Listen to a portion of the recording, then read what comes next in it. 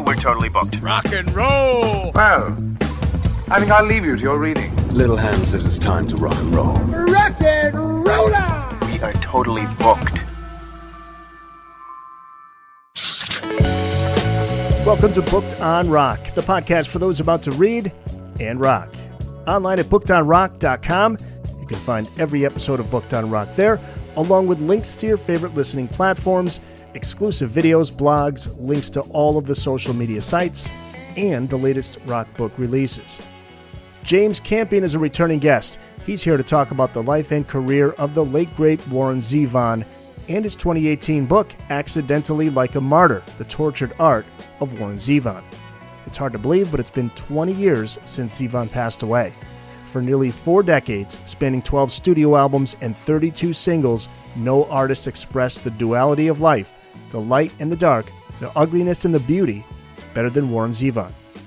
As his ex-wife told James in his book, quote, "If you're looking at the themes through his songs and what influenced them, at the heart of everything is that Warren was an artist first." We'll explore that music and the often turbulent life of Warren Zevon with author James Campion. To hear a playlist of Warren Zevon, make sure you head over to the show notes page. James, I think I can now call you a friend of the podcast. This is now second or third appearance, but we're in touch so often, and you've been so supportive of this podcast. So you're a friend of the podcast. I thank you. How you doing, man? Yes, and a big fan and listener. And yes, this is my third appearance. And I think I threw you some authors, which is great. And I plug you all the time when I go to book events or I speak with other colleagues. And people are really picking up on it. And we're all in the author community very grateful of the work you do to promote music books, not just rock books, but all kinds of music books, biographies and everything. And we really appreciate it. Honestly, it comes from everybody, buddy. That's half the reason I do it.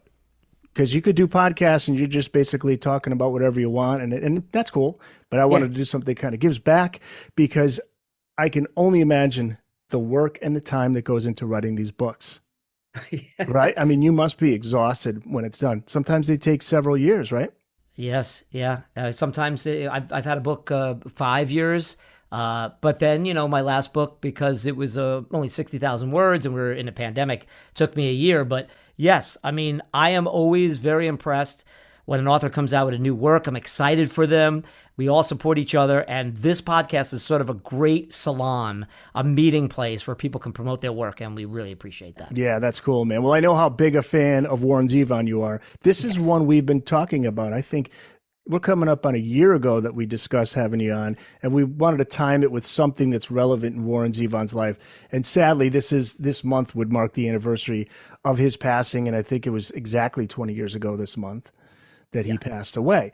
And through our past discussions, we've talked a lot about your book. I know you've got a great book from 2018, which I read, love it, Accidentally Like a Martyr, The Tortured Art of Warren Zevon. That had to have been a thrill, because I know how much of a fan you are. So I'm curious as to when you became a fan of Warren Zevon. I first heard Werewolves of London, like everybody from my generation in high school, in 78. It was just on the radio, but it didn't really connect to me until I ended up in summer school that year, sophomore year. I just failed biology. I can't believe it. And we were all sitting there, and it was just kind of sad. Everyone's outside, and the sun's, you have to go to school for 6 weeks or whatever it is. And but the teacher was really cool, allow us to bring in records. And, we'd have a 45-minute lunch break, and everybody would play music. And somebody brought in Excitable Boy, and I had never. This was an era where everybody had to sing like and here comes Warren with this baritone and the piano and and if you wanted to do these softer songs like he did, or these more folky ones, you sang with like a James Taylor or a Jackson Browne or a Joni Mitchell. So he wasn't any of those things, and he's singing about murder and werewolves and headless, ghosts coming back from war, and just gorgeous stuff and intriguing and provocative stuff. So that's the first time I heard Warren. And as I've got older and I started to write professionally, and I saw how many writers came to him, the Stephen Kings and the Hunter Thompsons and so many, Carl Hiaasen, that I understood it. because he told these little short stories. And I grew with him. And as I got older, I went to see him play live, and I saw him play with a band. I saw him play acoustically in a club, and I turned my wife on to him. So he became a big part of my maturation as a writer. And he, I always used to champion him because not enough people knew. When I was working on this book, it's like, Warren Zevon, who's that guy? Oh, Where Was London? Oh, yeah. And then I thought, well, that's the point. Like, you do the podcast to get people interested in stuff they don't know. Well, a lot of people didn't know Warren Zevon, and I was so blessed. When I went on the book tour in 2018, I went with my buddy Barry Geller as a guitar player, and instead of just doing readings and signings, I played the songs. We brought acoustic guitars and did sing-alongs, and people in the audience were weeping and hugging me. Thank you for doing this, singing the songs. It was like this therapy group of people who just grew up with Warren and were like, no one else is a Warren Zevon. Oh my God, this guy wrote a book. I'm going to show up to the book signing. It was really, really cool. And of course he passed, as you mentioned, in 2003. And that lent even more, sort of solemnity to proceedings. But yeah, it was a great growing process from that first experience of hearing him when I was 15, 16. To see the man who was sitting there telling David Letterman about how he was facing death and when he found out he was going to die. He's just he was so at peace with it. He faced all of his demons. And that's part of the recovery too. You have to face up to what you've done. You have to face up to those who you've wronged. So he really seemed like a guy who was at peace. He just had that sense of humor about him too. He was laughing about how he found out from his dentist. His dentist is like, dying. You better get that checked out. Yeah. Well, there's a couple of things to unpack there. First of all, Taylor Goldsmith from Dawes, who's a huge fan, and I interviewed for the book, he pointed out just what you said, which is, don't forget the humor. Don't forget that. He goes, a lot of songwriters from my generation, they're constantly serious, man, serious. And Warren kept that humor in there. Warren quotes in my book from an earlier interview, certainly because he had passed by the time I started working on this book. How in Kurt Vonnegut in, I believe, the book Slapstick, he always says at the end of each chapter, so I had to laugh. I had to laugh. Another way of dealing with pain. Secondly, about his many recoveries, probably the most compelling and favorite thing, and I say this favorite thing to write, not as a positive in a sense, but as an artistic endeavor, as a creative endeavor. One of my favorite things to write about in the book was the famous in his life story, intervention that they had with Warren in 1982, which the great music journalist Paul Nelson wrote about, the crack up of Warren Zevon, which was on the cover of Rolling Stone magazine, which is a whole other story. And Nelson's piece was so voluminous, it was like 20,000 words, it could have been a book in itself, that Rolling Stone wouldn't print all of it. So years later, Paul Nelson's biographer, who I interviewed for the book, ended up putting the full story in his collected works. But in that magazine story, he tells of this intervention that his wife, I don't believe his daughter was there, but his mom, Jackson Brown, Waddy Wachtel wouldn't go, but he was invited. I believe his brother, though, went. Several people, and everybody that went or was supposed to go, I interviewed for the book.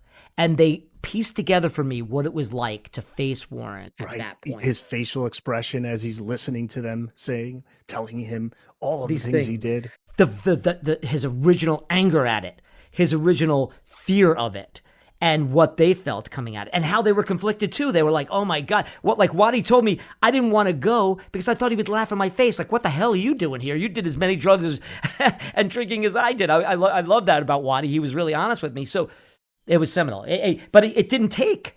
And, a lot of the close people, George Gruhl, his best friend during the time, and his stage manager, traveled with him during those tough years, 79, 80, 81, where he was coming in and out, trying to get clean and couldn't. He said, when Annie Leibovitz, who the famous photographer, took the picture for the cover of Rolling Stone, they're doing drugs while he's doing it. While they're doing it, he's like, he couldn't escape himself. And so it was tough. But the ironic thing is, by the time he cleaned up, it's when he realized that he was dying from inoperable lung cancer, mesothelioma, and he faced it. everything was so ironic about his life. Just when he was clean, he gets this bad news. The art, and that's why I call it the tortured art. It never occurred to me that the whole idea of the tortured artist, right? It seems like a trope, but it's exactly true. He was tortured when he wrote. It took him months to write a line, or he'd paint over stuff, or he'd trash a song. So it was part of that, but also he was constantly funneling all this stuff happening in his life into his work, which all great artists do. And I think he did it so amazing. Everybody told me this. All of his colleagues, all his friends, his family.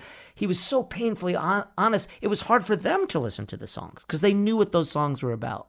He was only 56 when he died. And he said to Letterman asked him, do you think the life that you lived has led to this day? And I think he said something like, well, I wouldn't be surprised.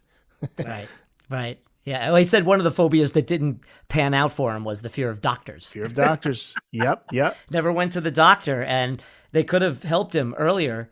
It was his dentist, as you mentioned, that said, you're having a hard time breathing. You should probably see a cardiologist or something. And he was up in Canada in what would turn out to be his last tour, and he was having a hard time breathing. He thought it was maybe the elevation, and then he collapsed in the parking lot of like a 7-Eleven or a liquor store or something. And he was still sober, but he was getting like cigarettes or whatever he was doing. And then he went to get checked, and it was dark. And interviewing everybody about how they dealt with that. Because there's a guy, as you mentioned, My Rides Here, or all the songs he wrote about death. He wrote a song called My Shit's Fucked Up. And in that song, he talks about a guy who goes in and finds out you're in trouble, buddy. And he says, from the highest rock star to the lonely, or the highest king to the lowliest rock star, eventually the bell rings, the toll's for you.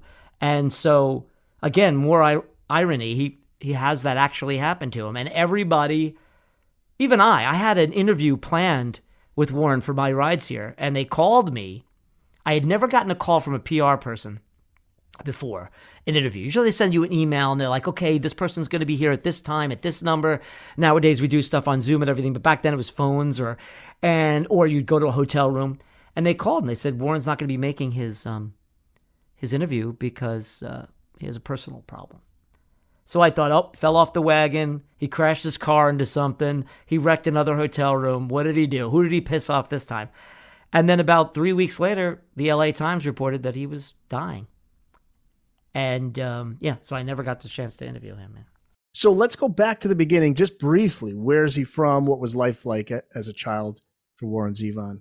What an interesting story this is. I'll try to make it brief. It's tough for me, though, especially talking about Warren. He was born in Chicago. He had to leave Chicago, supposedly because his dad, Stumpy, was a gangster. He's part of the Jewish mob there. And he had to leave Chicago, and he married his mom, who was a Mormon. And Warren writes a lot of songs about a messed up, dangerous man meeting a very, very devout woman and how that's supposed to work. And very interesting dynamic there. They moved to Southern California, the San Diego area. And he ends up going to high school there and becomes a bit of a prodigy. He always said he wasn't a prodigy. That he just picked up. He said, if I was a prodigy, I would have practiced more. But he was very, very astute on the piano. And the story goes, and it's true, he ended up, through his music teacher in high school, he ended up finding the great Igor Stravinsky, who was in his late 80s at that time, one of the last great classical composers, certainly of the 20th century, or ever. And he would spend time with Stravinsky, but mostly he claims he just drank with him. And he didn't, but he would listen to the music, and Stravinsky would show him how to read the music. And from that point on, in my estimation, he became obsessed with one day writing a great symphony. He always considered himself sort of an atavistic character, sort of somebody from a throwback who would have loved to grow up in the 19th century in front of an orchestra with his hair wild, swinging the baton and writing great symphonies. And I believe did so in certain ways with his string arrangements and things like that. But also he conflated that kind of need with his alcoholism. That's where he starts to get the taste of alcohol and get that bravado, get that confidence from the drink. So, his father gives him wins him a piano in a gambling thing. But of course, his mother's furious because he's winning this piano through ill-gotten gains and wants to throw him out. And they have this huge fight. And this is like right around Christmas time. So his mother wants to celebrate a Christian holiday, and his father's saying, you're Jewish, and there's this conflict. And then he wants him to have this piano, but his mother's like, this piano's evil. It's come from evil. And, there's violence in the house. It's just this cauldron, So you have the alcohol, you have the piano, you have this constant conflict between his parents, spiritually, philosophically. Oh my God, it's all right there. And then he becomes sort of a working musician. He writes for the movies. He gets a song on the soundtrack to Midnight Cowboy, which ends up winning an Oscar for Best Picture. He gets a song like a Seasons on the B-side of the Turtles' biggest hit, Happy Together. He writes commercials for wine and cars. So he's a working guy. People know who he is. He ends up being a musical director for the last tour that the Everly Brothers ever go on. And he's writing these dark, weird songs, and people are loving him. The Joni Mitchells, the Neil Youngs, the Eagles, and most famously, Jackson Browne, who says to him, you got to get these songs published. And he does this album, Wanted Dead or Alive, with Kim Fowley, who's a bit of an eccentric. I interviewed Kim for my Kiss book. Sort of a gadabout town. He's like Forrest Gump. He seems to be everyone's lives, but this goes nowhere.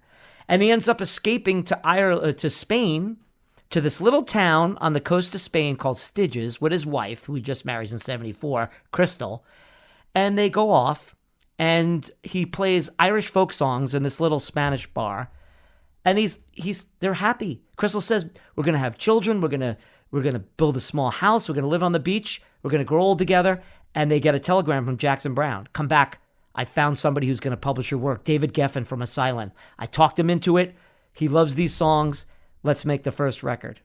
And one of the things that I left out was the woman that Warren lived with in Topeka Canyon, in Beechwood Canyon, Tule, which I mentioned earlier, which is Jordan's mom. And while he was there, he met Randy Newman and so many great singer-songwriters of the time, J.D. Souther, who wrote a lot of songs with the Eagles. And so, again, he was a well-known guy in the Hollywood area and in the profession, in the movie profession, in the pop profession, the Turtles and everything. So some of the Beach Boys knew who he was. I think one of the Beach Boys sings on his first record. So Zevon comes back to America, and he records one of the finest records, I think, of the 1970s, and I'm not the only one, the eponymously titled Warren Zevon, and the rest is... and then, of course, the biggest thing there, Eric, is that Linda Ronstadt discovers him and records and makes bigger hits out of Poor, Poor, Pitiful Me. She names one of her first albums Hasten Down the Wind after one of his songs, sings it beautifully, sings a gorgeous version of Muhammad's Radio on one of her bigger albums. And then she also does Carmelita, which has a lot of that Spanish feel that she does so well because she has that in her DNA. So, so Linda, that's the first time I heard Warren's songs, besides Werewolf, was Carmelita and Poor, Poor, Pitiful Me, Poor, Poor, Pitiful Me, because all us young boys in the 70s, we loved Linda, and so that's kind of the story of how Warren became Warren, got his feet wet and got into the business. Mid-20s. It was not until his mid-20s that he signs with Asylum and things start to take off for him. That self-titled album you mentioned, 1976, and that sets things up for the 78 album, Excitable Boy. Now, Jackson Browne, you talked about the importance that he has on Warren's career. They had instant chemistry, right? I mean, they teamed up. Jackson told me they were both invited by this producer in LA to play for publishers, music publishing, to give to bands like the Turtles, or later Jackson with the Eagles. And it was like, Warren describes it as two gunslingers at noon. You know, Jackson played a song, and then Warren played a song, and then they were sort of competitive. And Jackson ended up getting the gig, and this music publisher introduced him to a manager because Jackson was a very handsome guy, very charismatic, had very poppy tunes, very sweet voice. Warren Zevon was a gruff-looking guy with long hair, heavy drinker, pock face, short, stout, very, very intellectual, not interested in chumming up everybody. So Warren goes his way, Jackson goes his way, but they never stopped that connection. They used to have this drink together when they used to meet to talk about music called Waco Bloody Marys. Jackson told me, and I think I put it in the book, what's in a Waco Bloody Mary. It's a couple of those things will put you to sleep. But Jackson tells this wonderful story to me, I put it in the book, in which they're at one of those classic Laurel Canyon parties, and everybody's there. Joni's there, Crosby, Stills, and Nash. I think David Geffen might have been at that. I'm at Artigan from Atlantic Records. The Mamas and the Papas. It's one of those, right? And everybody's singing and dancing and doing drugs and drinking. And out of nowhere, Warren kind of stumbles over, sits at the piano, and plays Desperados Under the Eaves. And it just, according to Jackson, it just shuts the room down. And they're all in awe. And they all, to a person, say, this guy needs to be heard. And yes, Desperados Under the Eaves, which was the first essay I wrote for the book, and I sent it to my editor at the time at Backbeat, and she's like, do another one. That's all she said. So I knew that she liked it, but she wouldn't give it up. But I worked really hard on it. I wanted to do one essay about Desperados Under the Eaves because it always moved me, has so much metaphor and symbolism, and one of the greatest stanzas in the history of popular music.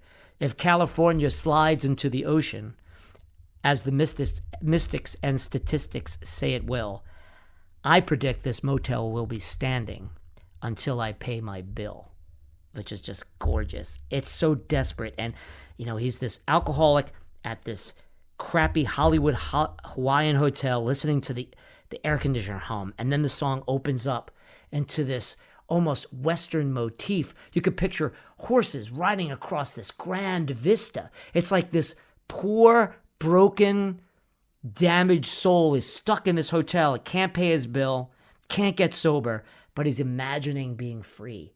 That great American, almost F. Scott Fitzgerald, you know, idea of the green light, that thing, that unattainable thing that we need as Americans, that thing that we yearn for. It's just beautiful. And once I got going with that, it really informed the rest of the book. So when Jackson told me that story, I'm like, well, there you go. I mean, that's the one that turned the heads of some of the most important music people of the 1960s and 70s. It's Excitable Boy that becomes the commercial breakthrough. Now, if I'm not mistaken, it was Werewolves of London or maybe Excitable Boy. One of those songs Jackson Browne could have put on the self-titled album, held off, used it on Excitable Boy because he was a little bummed out the fact that commercially this album didn't do as well as he thought, right? Was it Werewolves or was it Excitable Boy? Well, he had written Werewolves first, and a few bands, I know T-Bone Burnett had covered it, the Grateful Dead were playing it, Jackson was playing it, Warren was playing it in clubs and in small places. It was making its way, bounding around, and people were singing the "Ow," and they were having a blast. Warren wanted to put it on the first record, but Jackson smartly told him not. Now, the interesting thing is, when I wrote this book, everybody that I interviewed had some conflicting story. Just the interviews alone, the people around Warren were crazy. You know, they were so. One person said blue, the other person said black, the other person said up, the other person said down. It was amazing. I had to call people back, and then they were arguing and getting mad at me because I started it, and it was so. Waddy, who was around for the first record, and tells this great story that I include in the book, where Lindsey Buckingham and Stevie Nicks, who had not yet been asked to be in Fleetwood Mac, were asked during those sessions, because those sessions were just this wide open fun party time. And Mick Fleetwood and John McVie play drums and bass on Werewolves of London in the next record. But when they were compiling it, everybody was swirling around that LA studio, and Lindsey gets the call. And they're like, we want you to join.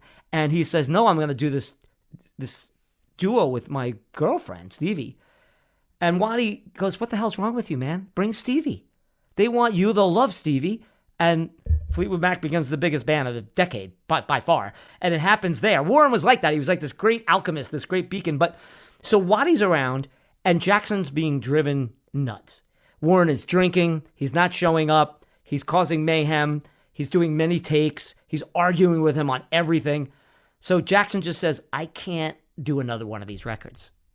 But I want to do the Werewolves and the Excitable Boy and the stuff that we couldn't put on this one because it wouldn't have fit. There's something very introspective, dark, and introductory about the first Warren Zevon album, whereas the second one's a lot more lively and fluid and fun. And so Werewolves, of course, an Excitable Boy, even though it's a terrible subject, it's very bouncy with the piano and the ooh-wah-oohs. And so Waddy goes, I will help you produce this. So Waddy's job for the second record was just to keep Warren from driving Jackson crazy. And so the two of them, Waddy and Jackson, are telling me these different conflicting stories, how they got him through the thing. So Jackson tells this wonderful story about how when they did Roland the Headless Thompson Gunner, there's 4 or 5 changes and a key change in there and this weird time signature, and it's just a beautifully structured song. When Warren shows up, he's 3 sheets, but the band is ready to go. And so he just does this song and he's trying to keep up and sweat's pouring off of his brow, and they finish the take and no one's breathing, and Warren turns and he goes, wow, you paid these guys a lot of money. It was like he knew that these guys had to put up with this shit. You know, they're real pros. And then, of course, Waddy was the one that told him, go back and write 2 more songs. You don't have enough stuff. And he went and wrote Lawyers, Guns, and Money, which is arguably the best song on the record, and Tenderness on the Block, which Jackson wrote with him, which ended up being a huge point of contention, which I won't get into for the purposes of this interview, that Jackson and I did not end this project well. I love Jackson, but we had our issues. But that's all about Warren, you know. There has to be conflict. Without conflict, there's no drama. Without drama, there's no story. And without a story, we have no interest. So I try to put that same kind of swirling thing in my essays, and I hope they do come through in the book. They do. And speaking of conflicts, Waddy Wachtel, reading the book, you would think that maybe he meets Warren Zevon and never talks to the guy again, because there's a story with the first time they met. Yeah, Warren had very, very deep, as I mentioned, I'll use that word again, deep relationships. He didn't just kind of befriend you. He engulfed you. He brought you into his DNA. And that's what happened with Waddy. Waddy shows up from Queens, New York, Forest Hills or something, and comes out to L.A., from, I think he was up in Vermont playing, and that's where he met Crystal, who was his girlfriend at the time.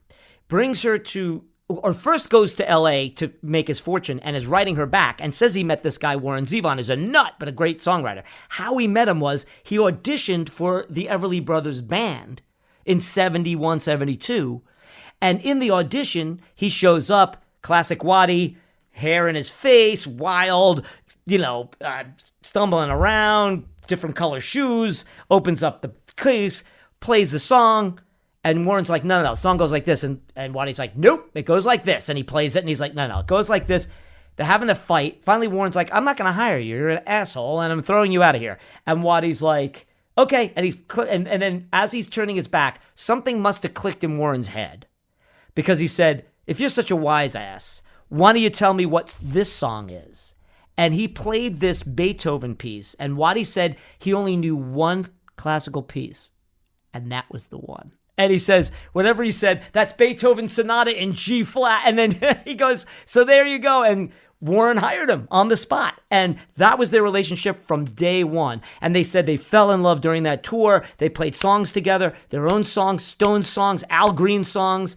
They laughed. They got the Everly Brothers to hang out with them in their hotel room. These guys were hating each other for like a decade. And Waddy says to him, that's Beethoven's 4th in G. See you later, asshole.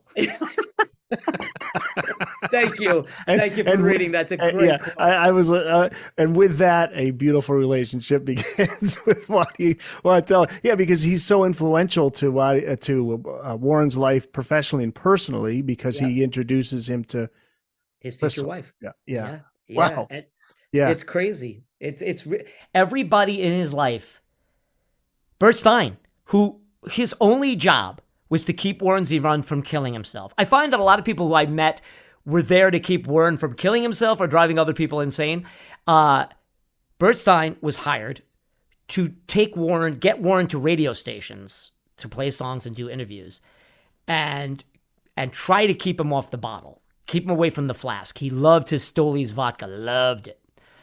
And there was no keeping him from drinking on stage, because according to Waddy, for the Excitable Board tour, it was sponsored by Stoli's.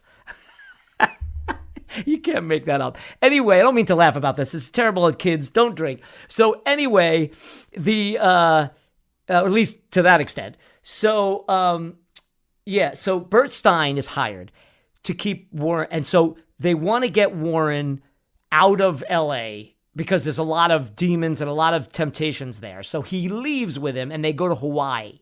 And Bert tells this wonderful story about how they end up staying in this hotel. It's half flooded. They're like, they rent this car, but they get the wrong paperwork. So in essence, they steal the car. They're driving, and then they pick up these waitresses who claim they know a really cool friend who has a beachfront cabin. They get in this car, and they're driving, and as they're driving, as the women are telling them about this beachfront cabin, it sounds like they're going to break into this beachfront cabin and stay in someone else's house that they don't even know. So as they're turning the car around, Warren's like, maybe we should return these girls to where we found them. And Bert goes, unless we have some lawyers, guns, and then Warren goes, and we're going to need some cash. So that's where Lawyers, Guns, and Money starts. Warren writes the whole song out on a cocktail napkin, and he gave Bert the napkin. He has it hanging today, and he showed it to me. He sent me the pictures. I was going to put it in the book, but they were just so faded you couldn't see it. But I got to see the actual written in like this red pen, all like shaky because Warren was drinking, and they were in the car, and it was just... all those stories are the song. They're not just some guy imagining it. He's living this stuff. So that's why I said when I wrote the book, it wasn't a biography, but the man's life starts to appear as his wife and his daughter and a lot of his closest friends told me they're in the songs. Yeah. They're all in there, man. He's telling you. The shit has hit the fan. The shit has indeed hit the fan. Wow. Yeah. And addiction would be a huge hurdle for him to get over, but not just drugs and alcohol. In the book, you talk about he had a sex addiction as well. This is what Crystal told you. Yeah. I think he told one of his girlfriends that sex for him was like just basically defecation. It was like taking a dump. It's like a daily, he had to do it. You can't just not do it. So, and he believed he was sex addicted. But if he loved a woman, it was an intense love. If it's a one night stand, didn't mean anything. And there were many strange DJ that he dated in the early 80s when he was in a really bad spot and his label dropped him and it wasn't good. He was losing touch with his daughter and his wife.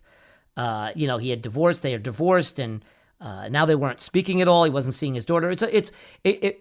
There's many peaks and valleys in Warren's life, and they all do revolve around a lot of women who save him and resurrect him. And I talk about Andy Slater, who ended up running Capitol Records, but was a young PR guy for a record company who stood up in a meeting one day, and this management company was going to drop Warren. And they were like, he's drunk, he's in debt, he can't get signed, everyone hates him, no one will work with him. And Andy said, I'll work with him, I can do this. And he went and found Warren, dragged him out of that holler, that squalor in Philadelphia, and drove him down to Atlanta, hooked him up with REM, a band that Andy was working with at the time, and REM ended up being his backup band.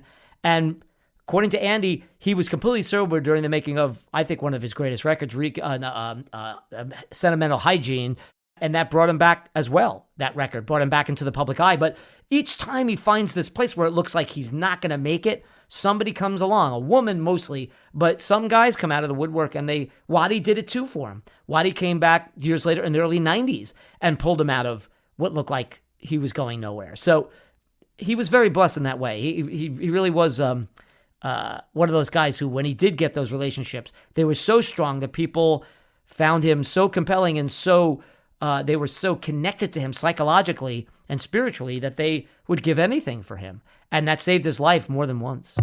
The Booked on Rock podcast will be back after this. Werewolves of London we should just mention because it's so many people know the song. So it took just 10 minutes to compose? That's it. His last name escapes me Not right like now. him. His normal writing process No. took much longer. So months in some cases. This is an anomaly, yeah. Sure. 10 minutes. It's that crazy classic 1-3-1, 1-5-1. That's G, C, D kind of thing, which everybody always conflates now, thanks to Kid Rock with Sweet Home Alabama or like At the Hop. Bump down, bump it down, bump, bump, bump, bump, da da. Like that Steve Miller song, the Joker. All of those songs are basically in that structure, and so he was fooling around with that. And then a couple of his buddies around is playing it and yelling out verses. Waddy walks in the room and he's like, "What the hell are you guys doing?" And he's like, "We're writing a song about a werewolf." And he goes, "You mean like ow?" And he's like, "Yes." And they add ow. It's fantastic. There's like 5 or 6 voices coming at him from all angles. It originally came out. It came into his psyche because Phil Everly had said to him, "You should write a song about Werewolves of London, a famous 1930s film. You should write a song about that, like a dance, like doing the werewolf."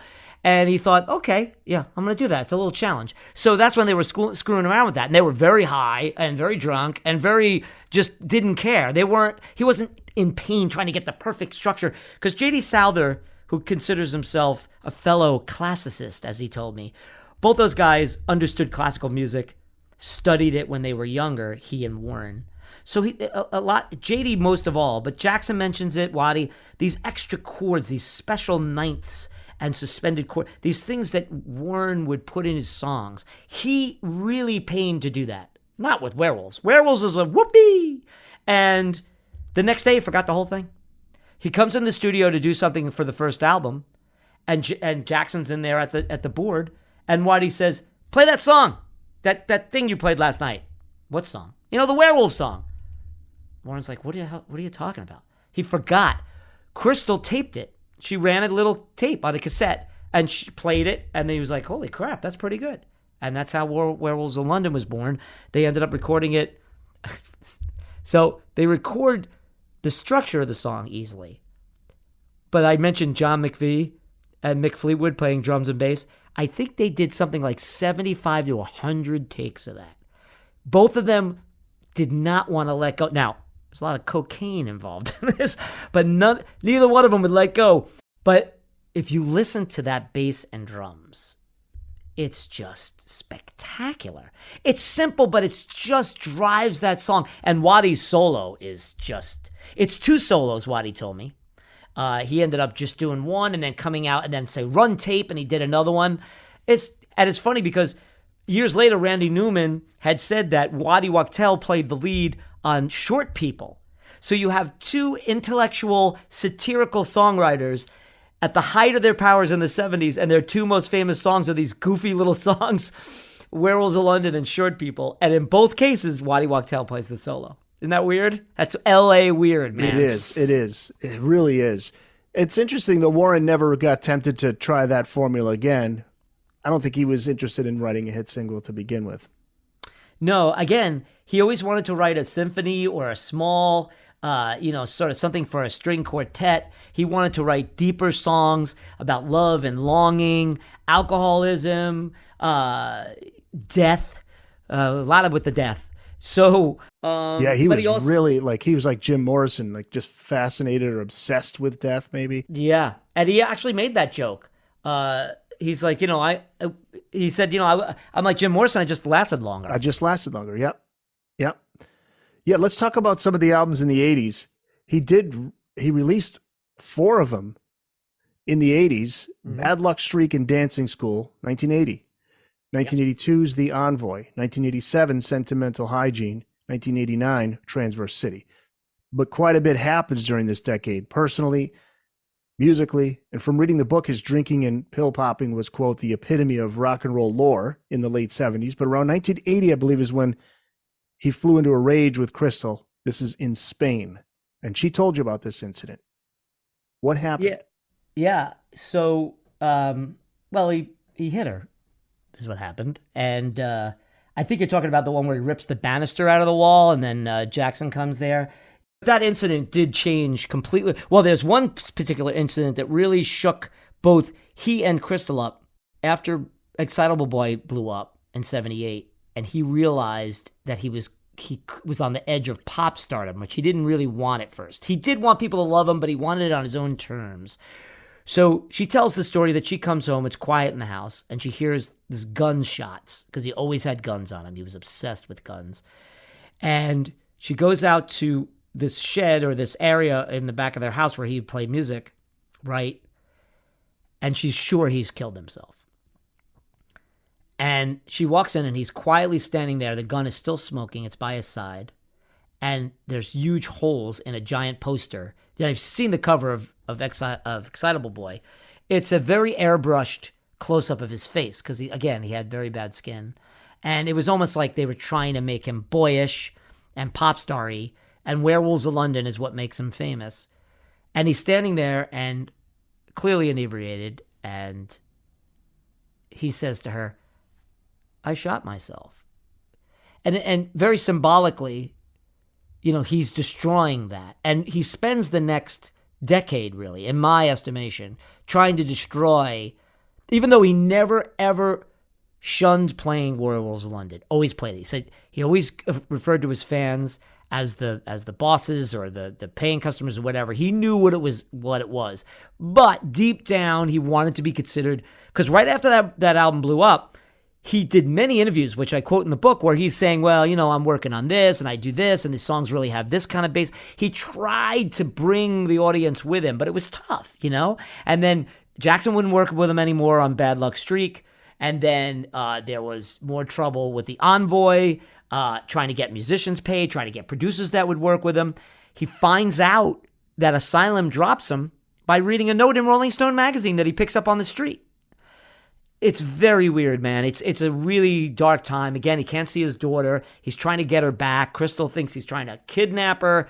He's not in his right mind. His uncle and some of his cousins told me that around that time, he found his way to their place, which was a suburb, I believe, either of Chicago, wherever I can't remember again. It's been a few years.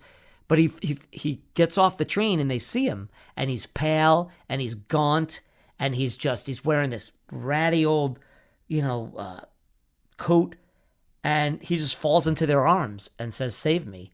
And again, these are people that were there that got him, dried him out and got him back on his feet. And the songs never abandoned him, Eric. They never did. He always found a way to express himself in those songs. And he did, and he came back with Sentimental Hygiene, and he came back again, even with Transverse City, which was controversial. But Transverse City is a very interesting album because on that album, he's got Jerry Garcia playing with him. Neil Young is on that record. I think David Gilmour, the R.E.M. guys are back. And it's really a record about today.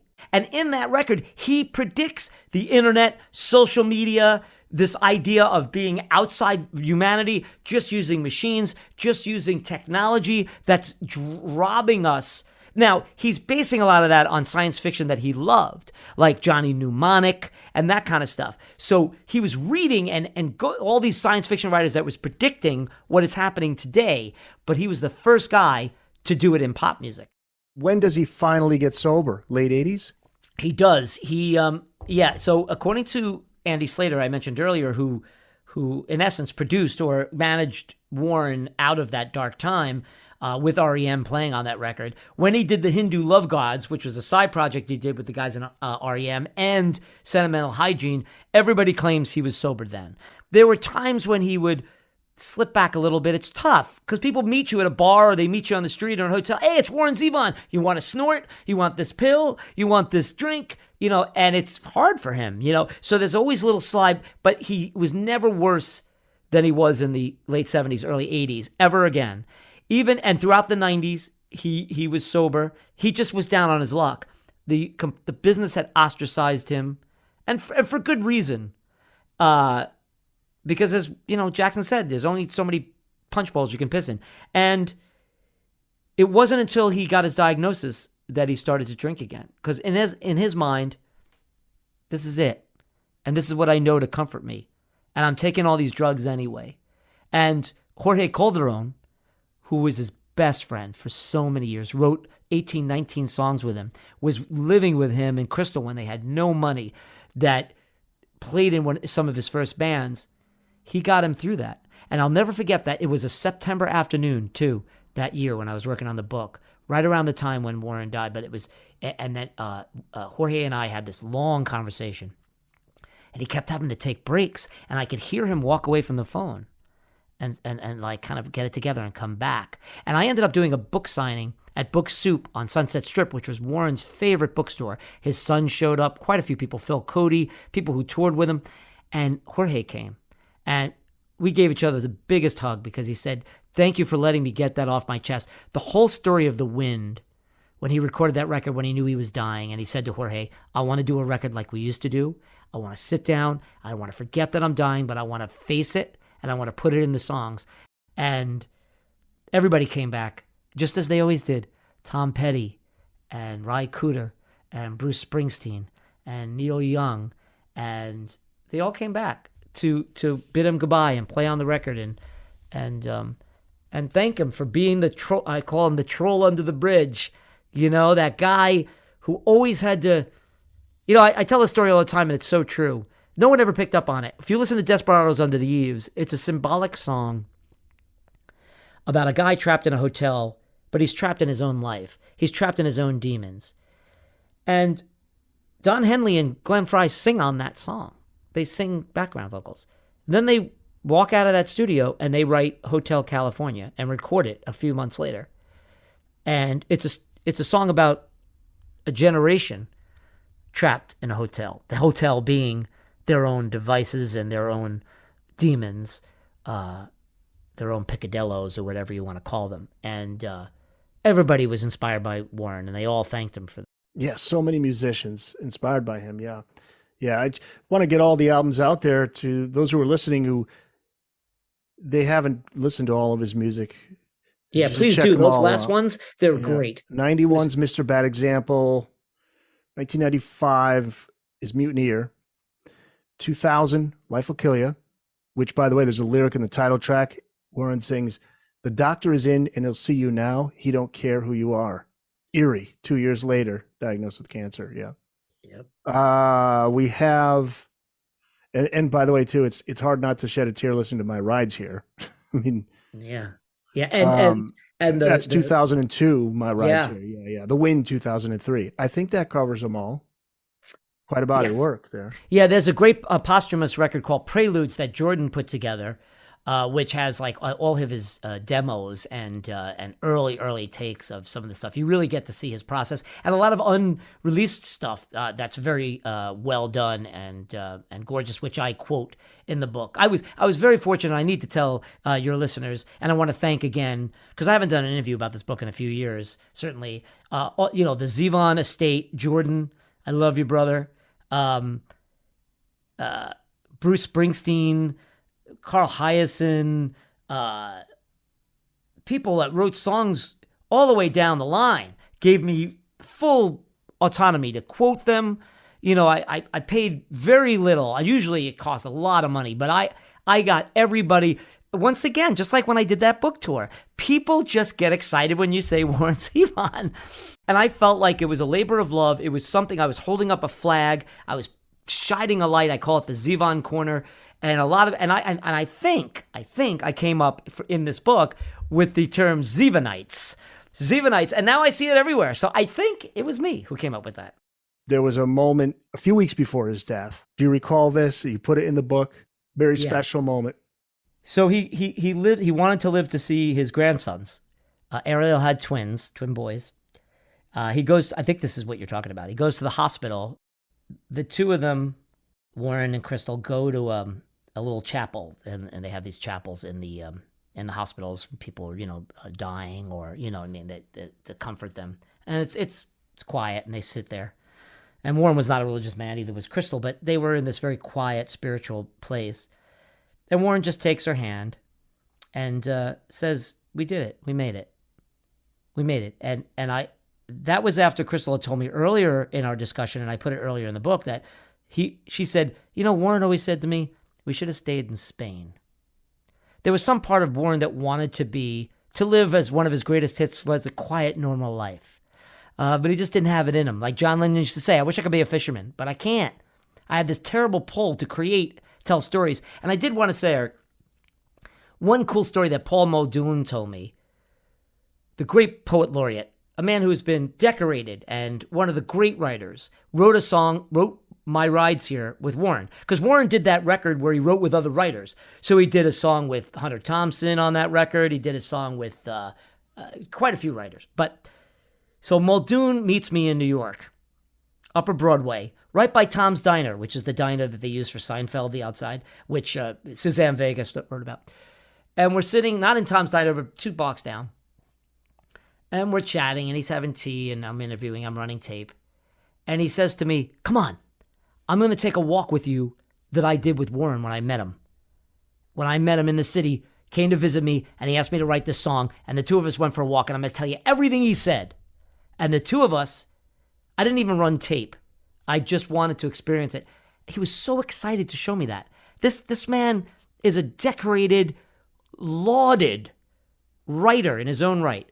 But he couldn't wait to share with me this moment he had with his friend, Warren Zevon. It's great. So many stories like that in the book. People really need. We'll plug the book right after we get to this, though, because he's not in the Rock and Roll Hall of Fame, and I think we know why. I mean, he did burn bridges along the way, and he wouldn't argue with that. But one bridge he burned, I think, is what's prevented him from being in the Rock and Roll Hall of Fame, and that's with Jan Wenner. So Jan Wenner now is no longer on the board. He was removed from the Rock and Roll Hall of Fame Foundation's board. A lot of criticism for comments that he made in a New York Times interview published Friday. It's about female and black musicians. He just put a book out, right? Jan Wenner. Yeah, something about like his 10 favorite artists or something, or best. I think it's called Legends or, something to that effect. That's the problem that everybody has. If he said these are my 10 favorite, then there is 10 favorite, whether they're white, male, female. But then in this New York Times interview, he did say that white rock musicians are more articulate than black women. It's some insane. It's here. I have it here. Yeah. In the interview, he spoke about his decision to not include interviews with women and black artists, and his remarks on the topic were widely criticized. He said, quote, the people had to meet a couple criteria, but it was just kind of my personal interest and love of them. Insofar as the women, just none of them were as articulate enough on this intellectual level. He continued, Stevie Wonder, genius, right? I suppose when you use a word as broad as masters, the fault is using that word. Maybe Masters, Marvin, that's it. Yeah. Maybe Marvin Gaye or Curtis Mayfield. I mean, they just didn't articulate at that level. And then he adds, for public relations sake, maybe I should have gone and found one black and one woman artist to include here that didn't measure up to that same historical standard, just to avert this kind of criticism. Maybe I'm old-fashioned and I don't give a shit or whatever. I wish in retrospect I could have interviewed Marvin Gaye. Maybe he'd have been the guy. Maybe Otis Redding, had he lived, would have been the guy. Well, that got him in hot water. And it should have, because first of all, it's just stupid and it's wrong. And it's interesting that Rolling Stone in the last 4 years put out lists, which I hate lists, but the number one album on that list was What's Going On by Marvin Gaye. And the number one singer in the history of rock music is Aretha Franklin. So there you go there. But he did have everything to do with the Rock and Roll Hall of Fame, and he absolutely kept Warren Zevon out of there. And speaking of Bruce Springsteen, Bruce and Warren very tight. Anytime Warren was in town, Springsteen always left him a ticket, vice versa. Springsteen saw Warren play lots of times, vice versa. He left him a ticket in the press area. I forget what town it was in. It might have been during that dark Philadelphia time, so it might have been in Philly. Warren was clearly drunk.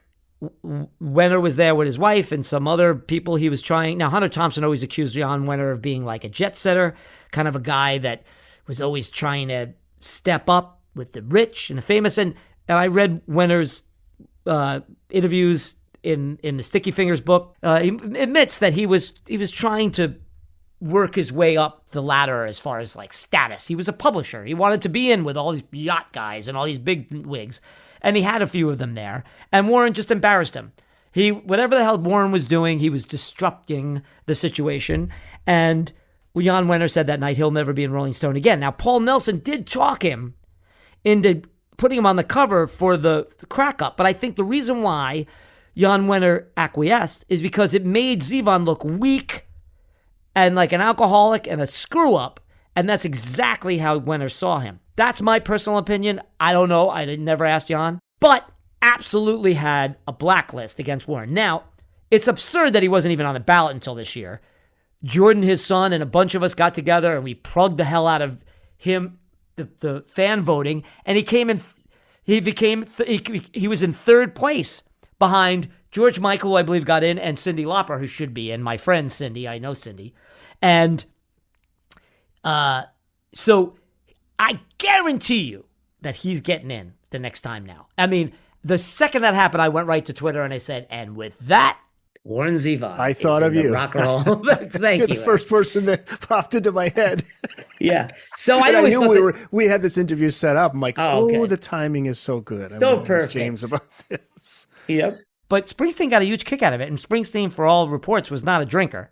But they ended up spending the evening together. And David Landau, who is John Landau's brother, was the guitar player in Warren's band. And John Landau, of course, the famous music writer who was also, for decades, the closest person to Bruce Springsteen besides his family and his manager. David Landau, Bruce Springsteen, and Warren Zevon in a limo driving around New York City. And David said, you never saw two people speaking English, but I didn't understand a thing they were saying. But they did. They were in their own world until dawn. And from that point forward, they were huge confidants and fans of each other. And then fast forward it, Bruce hears that Warren is dying and he's doing this last record. And he calls up Jorge and says, I'm playing on it. I'm leaving my tour during my Christmas break. I'm not going home, and I'm going to drive and I'm going to spend it with Warren and we're going to do these songs together.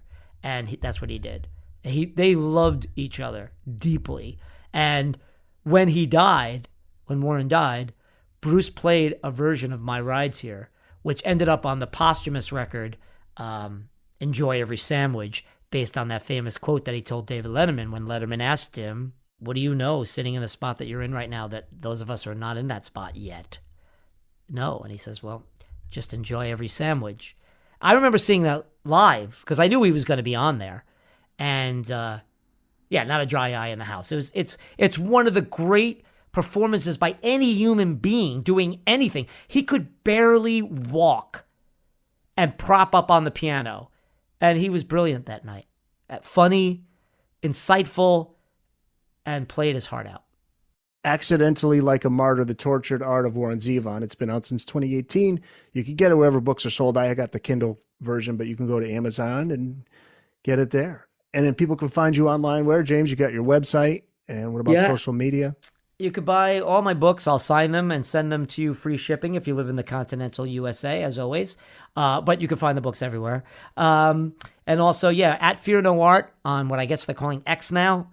And at James Campion on Instagram and Facebook, James Campion, the usual stuff. And your website. Yeah, jamescampion.com. That's where you could buy, any of my books. And I'll like I said, I'll sign them to you and mail them to you for free. And hopefully I get to be on the show again when my new book comes out in 2025. Can we talk about what it is? Because you put it out on social media, right? We could say? Yes. It's on?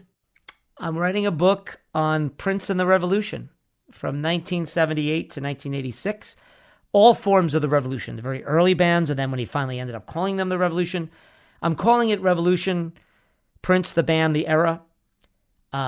It's quite a ride. I went in thinking, man, this guy was on fire for those years. I'm getting accused on social media as being one of those classic old school rock and roll white guys who like that era of Prince the best. But it's hard to argue. I loved Prince all the way to the end. And I listened to a lot of his 90s stuff. I think his third or fourth best record ever is Rainbow Children, which came out in the aughts, I think, or maybe even the 10th. But you cannot argue that run from 1980, from Dirty Mind to Sign of the Times, is when he was the center of the universe. And he was writing songs for the Bangles and The Time and Shaka Khan and Sheila E. And he had all these ingenues, and he had double albums and triple albums, and he was writing, and his shows were incredible. What an era. And it's been a load of fun diving in, and I hope people enjoy it. All right, man. Thanks so much, James Campion. It was a pleasure. Thank you, buddy.